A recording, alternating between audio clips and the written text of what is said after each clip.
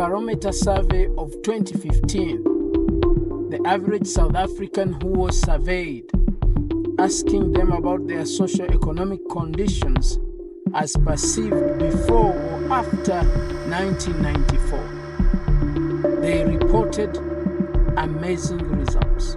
Apparently, according to that survey, indicators like security, socio-economic conditions, socio-economic opportunities, race relations, employment opportunities, health, housing, etc. A lot of them reported improvement in their lives. But what is surprising is that 4 out of every 10 that were surveyed, that is 37% according to that Barometer survey, when asked whether their lives was much better or better than it was in 1994, 4 out of every 10, 37%, said their lives were not much better or better than it was before 1994. Fast forward, in 2018, the same Barometer survey was done. This time, I think if you read it, you realize that even more people were surveyed than the one before. You realize that the answers are even more skeptical than they were in 2015. In Southern Africa, it's important that you analyze 2 things. Number 1, there's the illusion of democracy.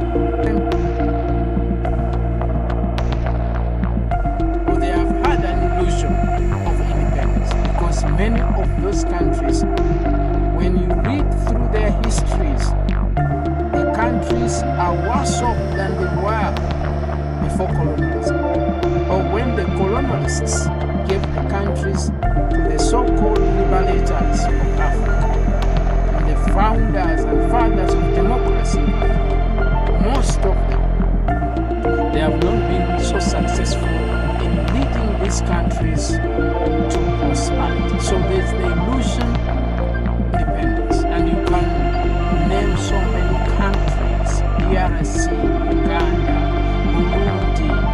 You can now see in West Africa, Mali, the Sahel region. All these countries were handed over to the locals, and apparently the local politicians have not done a very good job. Come here next door and look at Zimbabwe.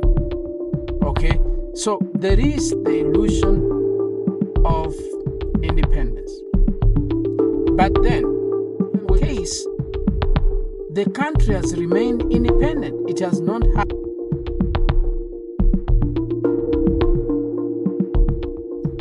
to take over political power by force, or we've not seen civil whatever.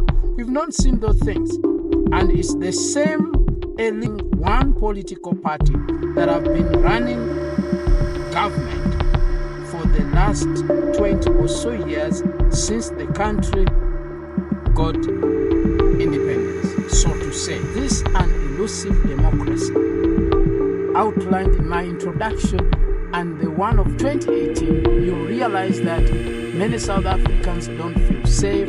Many South Africans are not optimistic about the future of the country. Many South Africans are not optimistic about the economic conditions of the country. Many South Africans have lost trust in the political system of the country.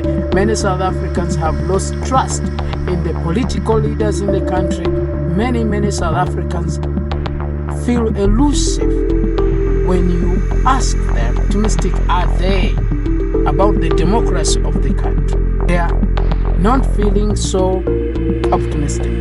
And so it feels like the democracy that we are talking about, the average South African on the street, is elusive.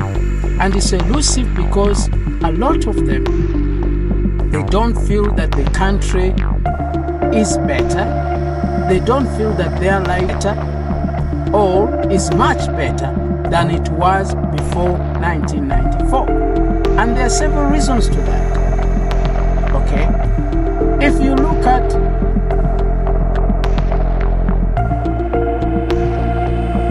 utterances and criticisms to the democracy in the country, that the houses that the ANC has built, the RDPs, are worse than the housing scheme of apartheid. If you look at Mmusi Maimane, it's on record that the education system we have today is worse than the Bantu system that lasted 40 years in South Africa.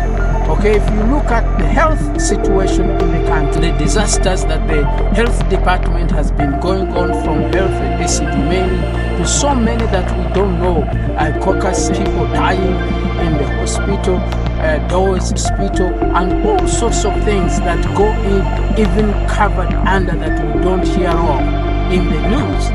And you look and go to these best hospitals, best hospital chains in the country. So many respondents, they feel that maybe apartheid's health system was better than the one that the ANC is running at the moment for now. So they are not very optimistic, because the two health systems have remained. The two systems have remained. The inequality in the country is in democracy will continue to be elusive for as long as just self-enriching are in bed with capital. They are part of capital, they own capital. So it works, because when people hide in the umbrellas that we still have in the system,